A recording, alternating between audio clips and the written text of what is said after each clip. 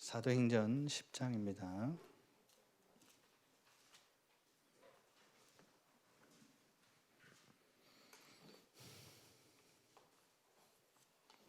사도행전 10장 9절부터 23절입니다.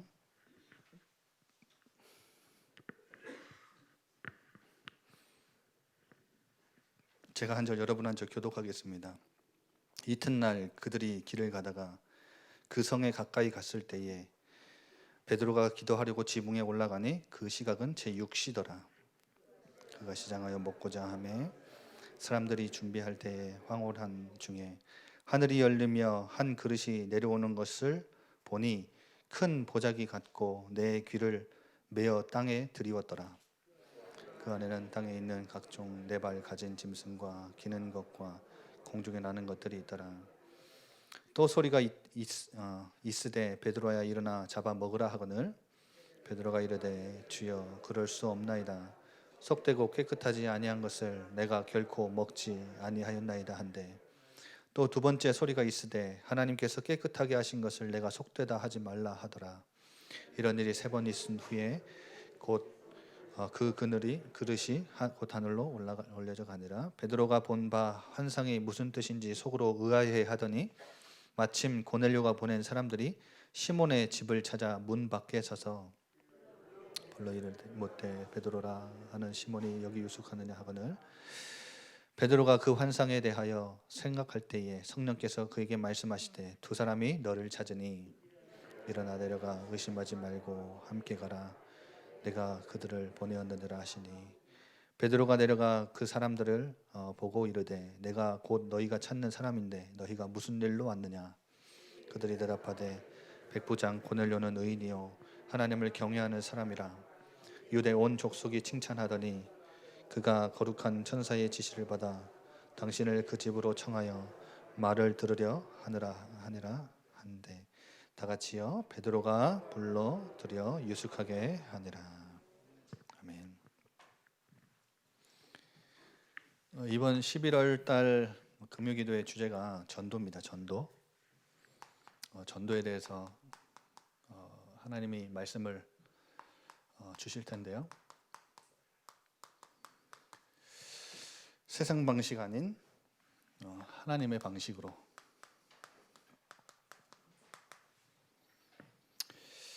가끔 전도 이제 하는 분들을 만나면 이제 결단을 하고 이제 좀 이제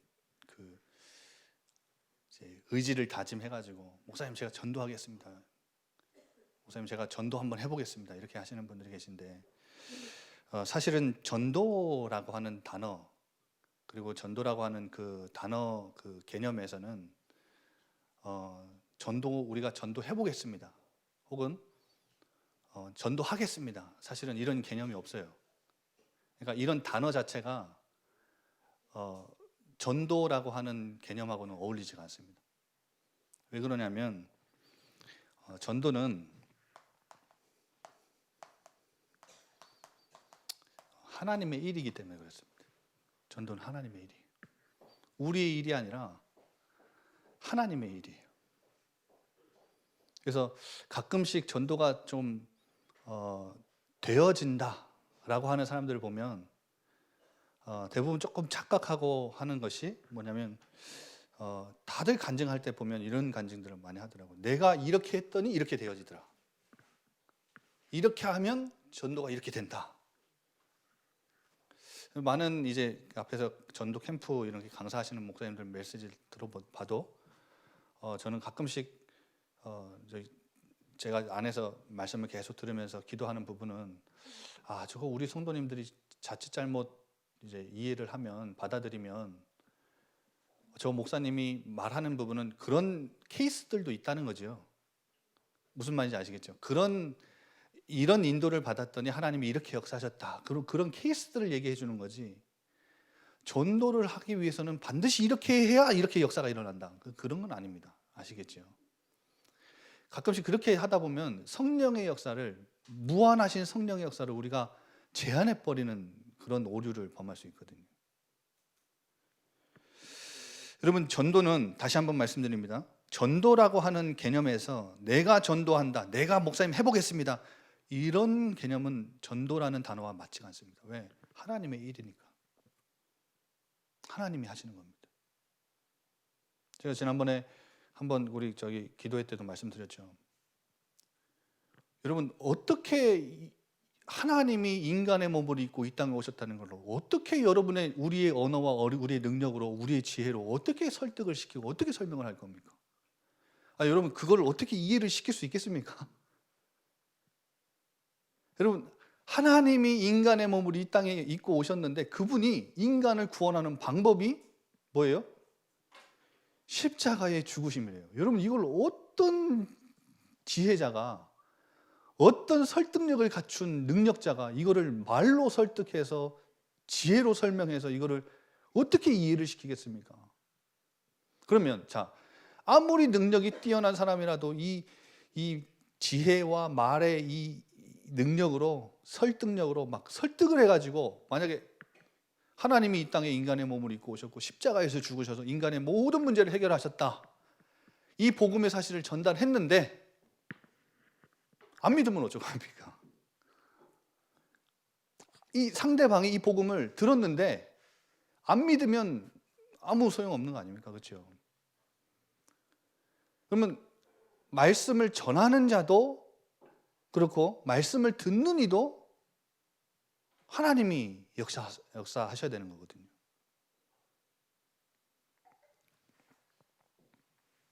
그러니까 여러분, 전도를 저 사람에게 복음을 전해야겠다, 이렇게 마음 먹는 것도 하나님이 우리에게 주셔야 가능한 겁니다. 여러분이 지금 믿고 있고 알고 있는 그 예수 그리스도를 옆에 있는 사람에게 전달하는 입을 열어서 선포하는 것 자체가, 여러분, 그건 굉장한 영적인 역사고 영적인 일입니다. 여러분, 혹시 복음 이번 캠프 기간에 복음 전해 보셨죠? 복음 딱 전하면 하나님이 이런 얘기, 그리스도 얘기하면 분위기 싸해지죠. 이상해지죠. 근데요, 그게 영적인 거라요. 근데 인간은요, 영적인 존재라. 여러분, 영적인 이야기 하면요, 인간은요, 구원받을 사람들은 들어요. 난 별말 한 것도 아닌 것 같은데 막 펑펑 우는 것도, 여러분, 그렇게 하지 마십시오.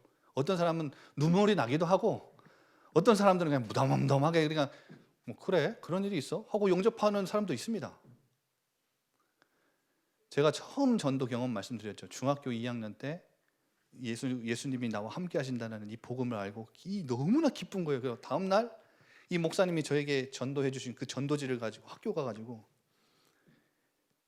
중학교 때는 착했거든요. 이 앞에 두 번째인가 세 번째 줄 앉았는데 옆에 친구한테 이거를 막 설명하기 시작하니, 제가 그걸 꺼내가지고, 야, 예수님이 이렇대.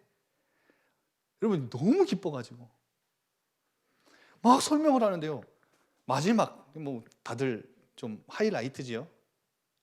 복음 제시의 하이라이트, 영접.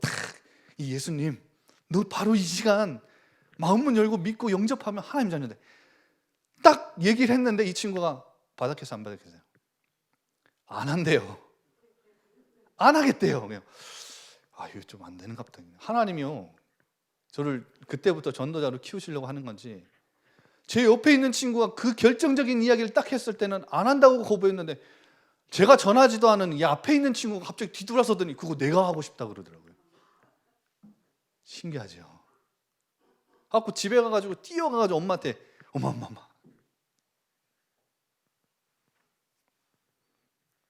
여러분, 전도는 누구의 일이요? 여러분이 전도를 우리 수준 능력 갖고 하는 것도 아니고, 내가 마음 먹고 저 사람을 한번 살려보겠다, 그렇게 해서 되는 것도 아니에요. 전도는 마음 먹는 것도 생각하는 것도 철저히 처음부터 하나님의 일이에요. 그런데 이 하나님의 일이 결국 전도는 뭘로 일어나요? 생명 살리는 일. 그런데 여러분, 이 생명 살리는 일을 하시는데, 하나님이 일하시는데 어떤 방식으로 하시느냐는 거예요. 어떤 방식으로. 하나님의 방법, 하나님의 방식이 있다는 거죠. 근데 여러분, 아까 제가 말씀드린 대로 세상 사람들은 세상 지혜로는 절대 알 수 없고 세상의 능력으로는 절대 깨달을 수가 없어요. 이해가 안 돼요. 그래서 여러분, 이 복음 안에 담겨 있는, 그리고 생명을 살리는 하나님의 일은, 이 방식은 복음도 그렇고 전도도 그렇고 하나님의 지혜이기 때문에 세상 지혜로는 이해가 안 돼요. 그래서 세상 지혜가 전부인 사람들은 어리석은 일로 보는 게 정상이에요.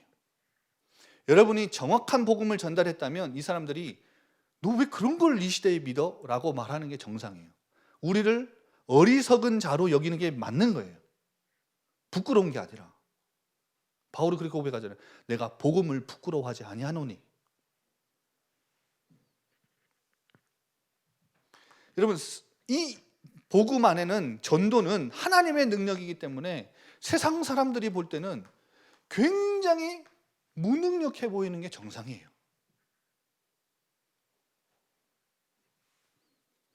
자, 그러면 여러분, 하나님이 생명 살리는 일을 위해서 예수 그리스도를 이 땅에 보내셨는데, 예수 그리스도를 십자가에 못 박으셨는데, 그 속에 하나님이 어떤 방식으로 일하셨는지가 복음을 보면 나오겠죠. 그게 하나님의 생명 살리는 일이니까.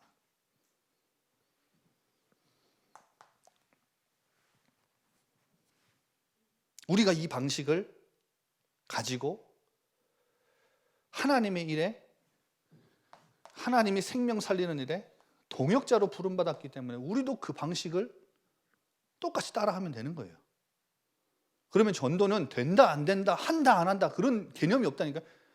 하나님이 하시는 일에 우리가 그냥 저절로 은혜로 쓰임받게 되는 거예요.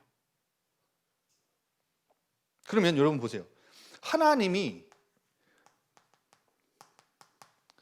어떤 생명 살리는 하나님의 일을 어떤 방식으로 하셨냐? 첫 방식이, 하나님의 방식이 성육신이에요. 성육신. 창조주 하나님이 인간의 몸을 입고 이 땅에 오셔서 인카네이션. 여러분, 빌립보서 2장 한번 보실래요?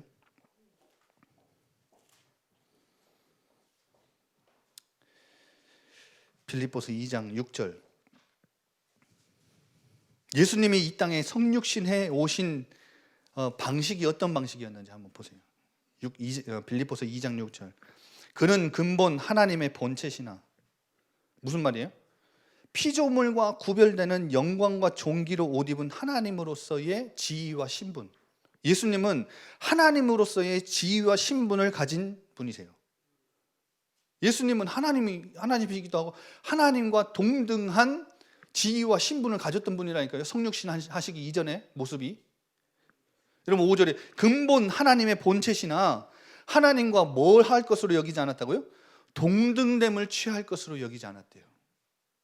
무슨 말이냐? 여러분 이게 성육신의 방법이에요. 하나님이, 예수님이 이 땅에 오신 성육신의 모습인데 하나님이 일하신 방식이기도 해요. 근본 본체가 하나님과 동등한데 하나님과 동등됨을 취할 것으로 여기지 않았다는 말은 무슨 말이냐? 예수님의 성육신 사건은 예수님이 하나님과 근본 똑같은 본체신데 자기 소유를 주장하지 않았다는 거예요. 자기 소유를 주장할 수 있는 분이 예수님이신데, 왜? 하나님과 근본 본체가 동일하신 분이니까. 그런데 예수님이 이 땅에, 하나님이 이 땅에 인간의 몸을 입고 오셨다는 것은 자기 소유를 주장하지 않았다는 거예요. 그게 성육신 사건이에요. 자, 두 번째로 보세요. 7절에 오히려 뭘 했다고요? 7절에 뭐 했다고요? 자기를 비웠대요. 자기를 비웠다는 것은 하나님과 동등됨을 취할 것과의 반대의 모습이에요. 자기를 비웠다. 하나님의 형체로서의 지위와 신분을 내버렸다. 그래서 자기를 비워서 뭘 가지셨냐? 종의 형체를 가지셨다. 종은 섬기는 자지요. 하나님이신 예수님이, 하나님과 동등하신 예수님이 하나님과의 그 지위와 신분을 내버리고 동등됨을 취하지 않고 이 땅에 자기를 비워 종의 형체로 이 땅에 오셨다. 그래서 뭐와 같이 되셨다고요? 사람들과 같이 되셨다. 본질상 피조물인 인간이 되셨다. 뭘로 발견됐다고요? 사람의 모양으로 나타났다. 여러분, 이 모든 게 다 예수님이 선택하신 일이고 예수님 스스로 하신 일이다. 여러분 보세요. 그리고 8절에 보면 자기를 낮추셨다. 자기를 낮추시고 뭐 하기까지? 죽기까지 복종하셨다. 곧 십자가에 죽으심이라. 여러분, 이게 하나님이 인간을 구원하시기 위해 인간의 몸을 입고 이 땅에 오신 예수님의 방식이었어요. 인간을 살리려고 하는, 인간을 구원하시려고 하는, 생명 살리고자 하시는, 인류를 구원하시고자 하는 하나님의 일의 방식이 첫 번째가 뭐냐? 예수님은 자기 소유를 주장하지 않으시고, 왜? 하나님과 동등되신 분인데 자기를 비우시고 종의 형체로 사람으로 나타나시고, 뭐요? 자기를 낮추심으로 죽기까지 복종하셨다. 이게 하나님의 방식이에요. 여러분 보세요. 결과가 어때요? 9절부터 보세요. 그러면 예수님이 이 땅에 오셔서 종의 형체로 사람의 모양으로 오셔서 십자가에 죽으심으로 죽기까지 복종하셨는데, 그러면 망하셨느냐? 사라지셨느냐? 인류의 역사에 그냥 역사의 각주일 뿐이냐? 역사에 그냥 왔던 그 선인 중에 한 명, 그냥 그 역사에 사라지신 분이냐? 아니란 말이죠. 9절에 보세요. 하나님이 그를 지극히 높여. 하나님의 높임을 받는 자는 이런 자예요. 자기 소유를 주장하지 않고 자기를 비우고 자기를 낮추는 자는 어떻게 해요? 하나님의 높임을 받아요. 모든 이름 위에 뛰어난 이름을 예수님에게 주사 하나님이 하늘에 있는 자들과 땅에 있는 자들과 땅 아래에 있는 자들로 모든 무릎을 예수의 이름에 꿇게 하시고 모든 입으로 예수 그리스도를 주라 시인하여 하나님 아버지께 뭘 돌리게 하셨느니라? 영광을 돌리게 하셨느니라. 하나님이 가장 높이시는 사람은 이런 사람이고, 하나님이 가장 영광을 받으시는 사람은 이런 사람이에요. 예수님이 그러했듯이.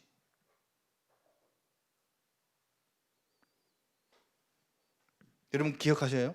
구원의 시작인 성육신 사건은 예수 그리스도의 자기 소유를 주장하지 않은 것에서 시작됐어요. 인류 구원의 시작은 여기서 시작됐다고요.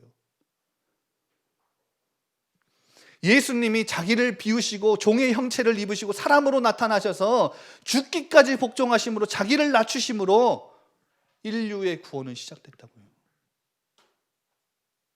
그러면 우리는 이 땅에서 이게 하나님이 세상을, 인류를 구원하시는 복음을 주신 하나님의 방식이라면, 하나님이 일하셨던 방식이라면, 우리 예수님의 제자들도, 예수 그리스도를 구원받은 우리들도 예수님처럼 예수님의 그 모습을, 그 모델을 따라서 뭐 해야 돼요? 이 땅에서? 네 거, 내 거, 자기 주장, 자기 소유 주장할 게 아니고 자기를 높이고 자기를 PR하고 자기를 소개하고 광고하고 홍보하고 자기를 값어치 있게 높이는 게 아니고 자기를 비움으로, 자기를 낮춤으로 하나님의 높임을 받는 거예요. 하나님의 영광이 되는 거예요. 여러분 두 번째로 보세요. 하나님이 이 복음을, 이 예수 그리스도의 예수 그리스도가 이 땅에 오신 이 하나님이 일하신 방식 속에 죽기까지 복종하신 그 십자가. 여러분 이 십자가는 역설의 집합체입니다. 역설의 집합체. 역설의 집합체는 무슨 말이냐? 세상 사람들이 볼 때는 세상 지혜가 전부고 세상의 능력이 전부인 사람들은 모순인데 그 안에 뭐가 담겨 있냐? 진리가 담겨져 있어요. 그게 역설이에요. 그래서 여러분, 십자가는 로마의 사형틀입니다. 사형틀에서 하나님의 아들이신 예수님이 대관식을 하셨어요. 여러분, 사형식이 대관식이 된 거예요. 여러분, 이거 완전 역설이죠? 모순이잖아요. 여러분, 어떻게 사형식이 어떻게 왕으로 등극하는 등극식이 됩니까? 대관식이 됩니까? 역설이죠. 세상 사람들이 그러니까 십자가를 바라볼 때 하나님의 능력이요 하나님의 지혜로 보이지 않고 어리석은 일로 보이고 혐오하는 일로 보이고 무능력해서 예수라는 작자가 자칭 유대의 왕이라는 작자가 와가지고 막 떠들썩하게 막 뒤집더니 로마의 사형틀에 매달려 죽었다, 피를 흘렸다, 못 박혔다. 여러분, 그러니까 세상 사람들이 볼 때 무능력한 게 맞아요. 근데 그 안에 하나님의 능력이 있는 거예요. 여러분, 우린 크리스찬들은 세상 나가서 자기 소유를 주장하는 그 삶을 가지고 하나님께 영광 올려드리지 절대 그렇게 할 수가 없습니다. 여러분, 제 마지막 결론이 나오겠지만 여러분, 우리 크리스찬들은 말로만 전도하는 자들이 아니라 우리 삶으로 전도하는 자들입니다. 불신자들과 똑같이 세상 사람들이 가지려고 하는 그것 끝까지 가지려고 아등바등 이를 악물고 딱 그거 딱 지고 조금이라도 나에게 손해오면 막 못 참아가지고 막 끝까지 쫓아가서 막 복수 갚아주고,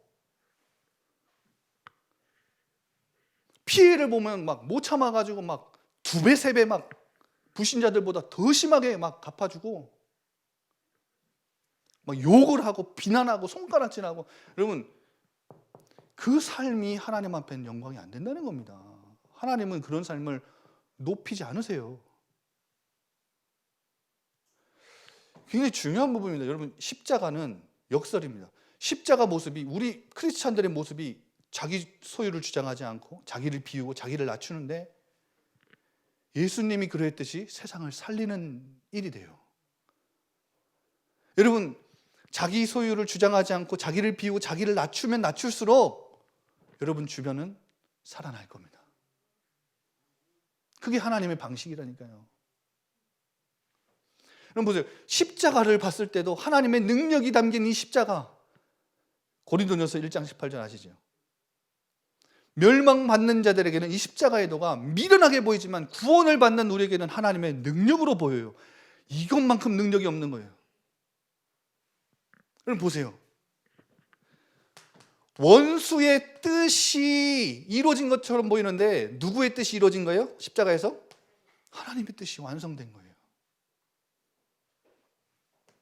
완전 역설이에요, 여러분. 악한 죄인이 심판을 받아 십자가에 매달려 죽는 것처럼 보이는데 만왕의 왕이 십자가에 달리신 거예요.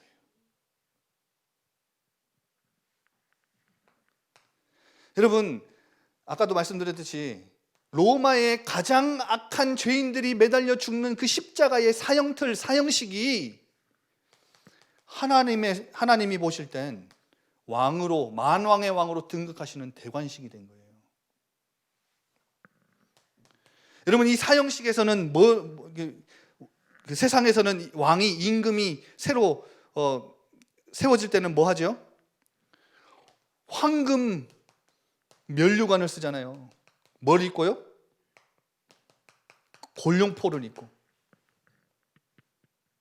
화려한 그 시뻘건 그 골룡포를 입고 황금 면류관을 쓰고 왕의 자리에 등극하는데, 예수님은 가시 면류관을 쓰시고 나체로 모든 옷을 다 벗고 만왕의 왕으로 십자가에 달리신 거예요.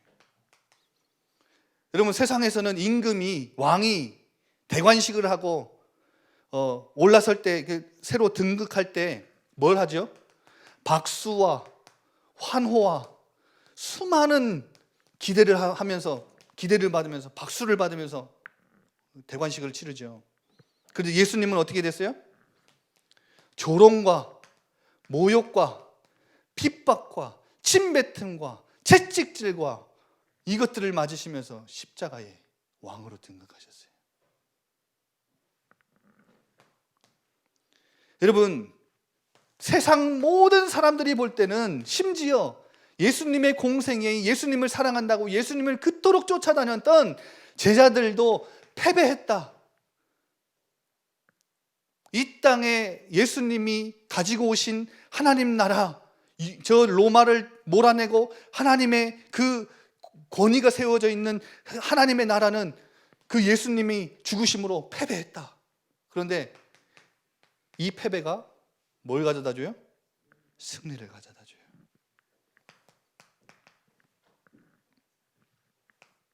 죽음이 뭘 가져다 줘요? 생명을 가져다 줘요. 완전 역설이에요, 여러분. 저주가 뭘 가져다 줘요? 온 인류의 축복을 가져다 줘요. 여러분, 이게 십자가예요. 세상 사람들이 볼 땐 완전히 말도 안 되는 무능력한 예수가 하나님의 아들로, 그리스도로 모든 인류의 모든 죄를 해결하는 그의 십자가에서 그의 보혈을 쏟는, 여러분, 구원의 길을 활짝 열고 모든 것을 다 이루신 사건이 되는 거예요. 여러분, 그래서 기억하세요. 구원의 방법인 십자가 사건은 예수 그리스도의 죽으심으로 온 인류의 생명을 살아나는 길을 여셨어요. 이게 하나님의 방식이에요. 이게 우리의 방식이어야 돼요.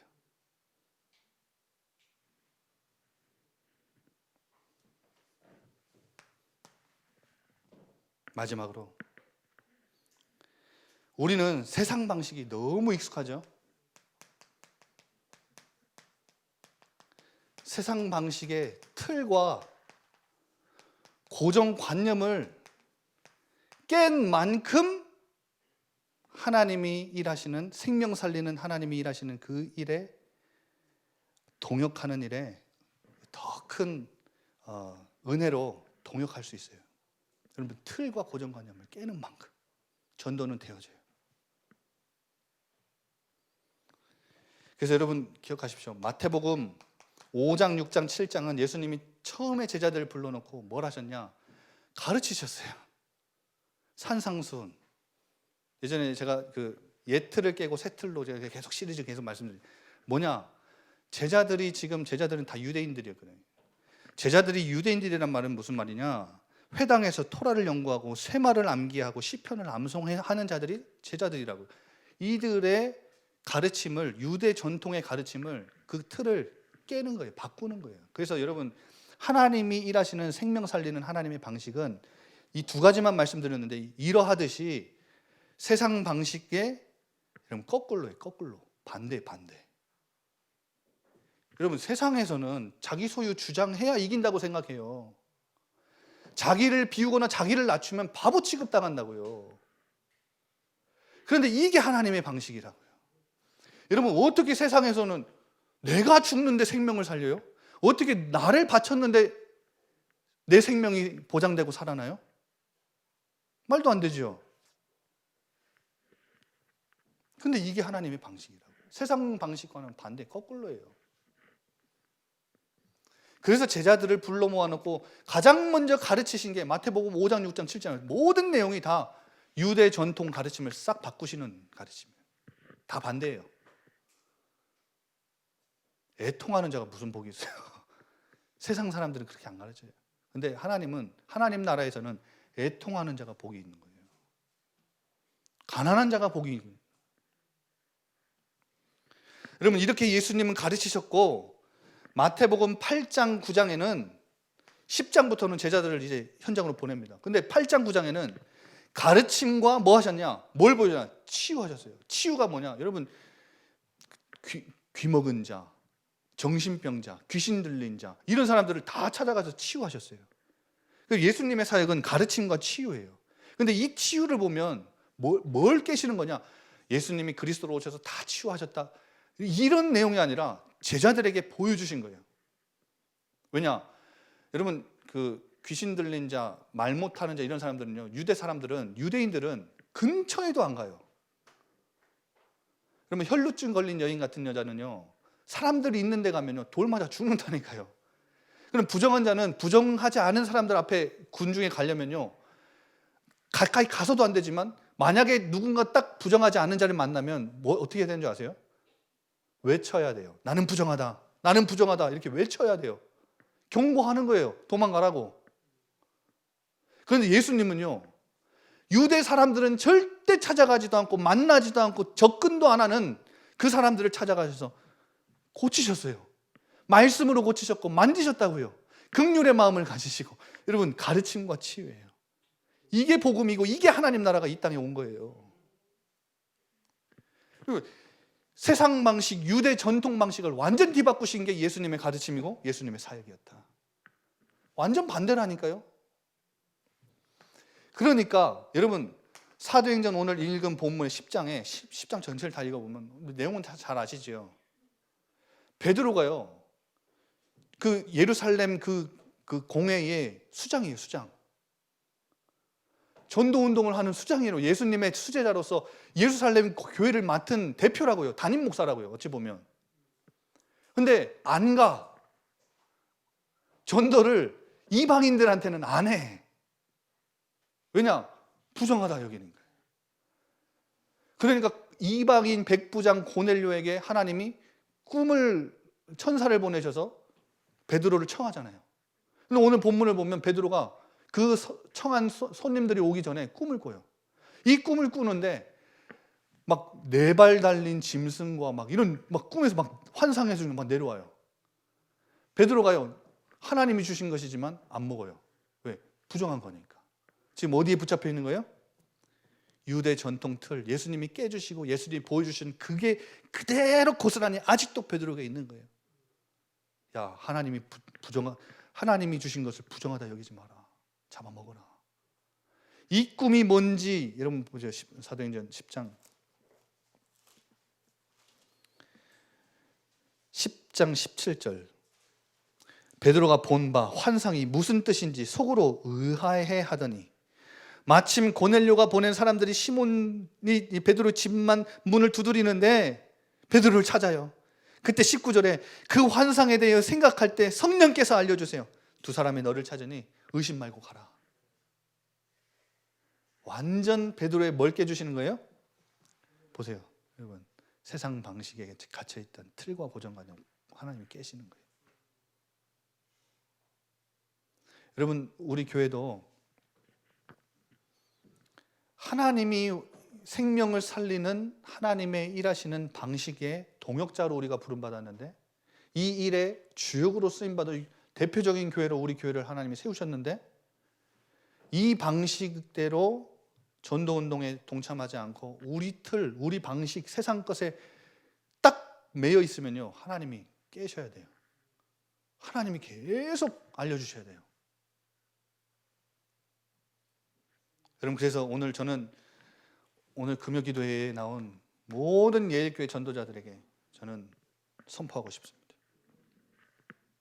세상 방식 내려놓읍시다. 세상 방식 뭐예요? 자기 취함. 그러면 이거 아등바등 이거 이를 악물고 이를 바득바득 깔면서 이거 얻어야 되는 거예요. 뺏기면 안 되는 거예요. 자기 소유. 자기 권위, 자기 권력 주장하는 거 내려놓읍시다. 그리고 자기를 높이는 거, 자기 PR 시대라고, 자기 홍보 시대라고, 여러분 자기 높이는 거, 여러분 이거 내려놓읍시다. 교회는 그거 방식 아니에요. 우리 전도 그런 방식으로 하는 거 아니에요. 뭐예요? 예수님이 죽으심으로 생명, 죽기까지 복종하셨다는 이 말은 무슨 말이에요? 생명을 살리기 위해서는 우리가 죽어야 되는 거예요. 무슨 말이에요? 다 내일 목숨 내놔라 이 말이 아니라 자기 중심 내려놓자는 거예요. 나 중심 내려놔야 된다는 거예요. 그럴 때 나 중심을 철저히 나를 부인하고 나를 내려놨을 때 하나님이 어떻게 생명 살리는 역사를 이루시는지를 보자는 거예요. 그래서 여러분, 초대교회 전도는 말로 안 했어요. 새로운 삶의 방식으로 했어요. 로마 사회가 굉장히 충격을 먹고 말도 안 되는 뭔가의 공동체가 일어났는데, 그 공동체가 바로 예수 공동체라, 초대교회라. 이 로마 사회는 그 주종관계라죠. 종이 있었어요. 종이. 근데 여러분, 초대교회만큼은 종과 주인이 같이 앉아서 같이 떡을 나누고 같이 잔을 마셔요. 이런 공동체는 로마 사회에서는 절대 찾아볼 수 없는 공동체예요. 근데 여러분 아시죠? 사도행전 2장 43절 47절 한번 찾아보실래요? 초대교회는 어떻게 전도했어요? 여러분, 물론 이렇게 전도 캠프 기간에 뭔가를 미션을 정해서 여러분 전도하는 것도 굉장히 우리의 삶에 필요해요. 왜냐? 지금 이 시대의 삶의 방식이 우리가 너무 편안해졌기 때문에 이걸 깨기 위해서, 우리 주변에 영혼이 많다, 이걸 알기 위해서. 그런데 진짜 전도는, 우리 교회가 이루어야 될 전도는 이 모습이에요. 어떤 모습이냐? 2장 43절에 사람마다 두려워하는데 사도들로 말미암아 기사와 표적이 많이 나타나니, 44절에 믿는 사람이 다 함께 있어 뭐 한다고요? 물건을 서로 통용한대요. 말도 안 되는 공동체죠. 45절에 재산과 소유를 팔아 각 사람의 필요에 따라 나눠줘요. 여러분, 재산과 소유를 팔았다, 이게 중요한 게 아니라 각 사람의 필요에 따라. 여러분, 부자가 없고 가난한 사람이, 모자란 사람이 없었던 거예요. 여러분, 뭐예요? 진정한 희년 공동체예요. 자기 소유를 주장하지 않고. 왜? 더 가치 있는 게 있으니까. 자기를 철저하게 비우고 낮추고 자기를 철저히 부인하고, 그때에 날마다 마음을 같이하여 성전에 모이기를 힘쓰고 집에서 떡을 떼며 기쁨과 순전한 마음으로 음식을 먹는데, 여러분 보세요. 하나님을 찬미하며 온 백성에게 칭송을 받으니, 이 공동체가 너무 놀라운 공동체, 혁명 공동체예요. 주께서 구원받는 사람을 날마다 더하게 하시니라. 여러분, 초대교회는 말로 전도 안 했어요. 사람들이 물어왔어요. 야, 너네 뭐냐? 그 권력을 좋아하는 로마 사람들이 권력 다 내려놓고 종과 주인이 같이 떡을 마시고 잔을 마시는 그 공동체를 보면서, 너네 뭐야 도대체? 야, 너 이거 중요하지 않아? 이 소유를 팔아가지고 교회에 어려운 사람들과 같이 공용으로 나눠 쓴다고? 야, 너네 뭐 정신이 좀 어떻게 됐냐? 이렇게 로마 사회에 충격을 준 공동체가 바로 교회 공동체예요. 권위, 자리를 주장하는 사람이 아무도 없고요. 그러면 그 한 장만 더 넘겨보세요. 4장 32절. 믿는 무리가 한 마음과 한 뜻이 되어 모든 물건을 서로 통용하고 자기 재물을 조금이라도 자기 것이라 하는 이가 하나도 없더라. 사도들이 큰 권능으로 주 예수의 부활을 증언하니 무리가 큰 은혜를 받아, 34절에 그 중에 가난한 사람이 없으니 이는 밭과 집 있는 자가 팔아 그 판 것의 값을 가져다가 사도들의 발 앞에 두매 그들이 각 사람의 필요에 따라 나누어 줍니다.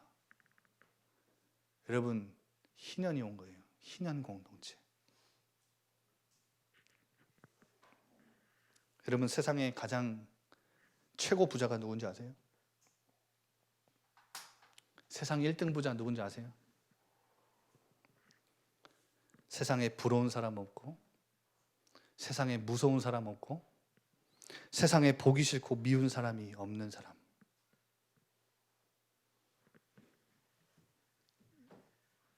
하나님이 일하시는 방식, 예수님이 이 땅에 우리에게 보여주신 그 모습, 그 방식, 여러분 그 방식 속에 있는 사람. 여러분, 진정한 자유인, 진정한 부자가 이런 사람이에요. 그런데 왜 우리는 이 진리 안에 있으면서도 아직도 미워하는 사람이 그토록 많고, 보기 싫은 사람이 그토록 많고, 부럽고 무서운 사람이 왜 그토록 많은지, 왜 그렇게 사로잡혀 사는지. 여러분, 이스라엘 백성들이 가지고 있었던 노예 정신 구조, 그걸 빨리 벗어버려야 되는 거예요. 여러분, 이 시간 이거를 이 틀과 고정관념 벗어버리고 진짜 희년 공동체 이거를 이룰 수 있는 가장 중요한 축복이 바로 초막절의 축복입니다. 우리가 받은 은혜, 우리를 인도하심, 그리고 우리가 천국 소망 가지고 있는 거예요. 여러분 이거 진정으로 회복할 때 가치관이 달라지고 세계관이 달라질 때 우리는 이거 할 수 있습니다. 왜? 소중한 게 없으니까. 진짜 소중한 게 따로 있으니까.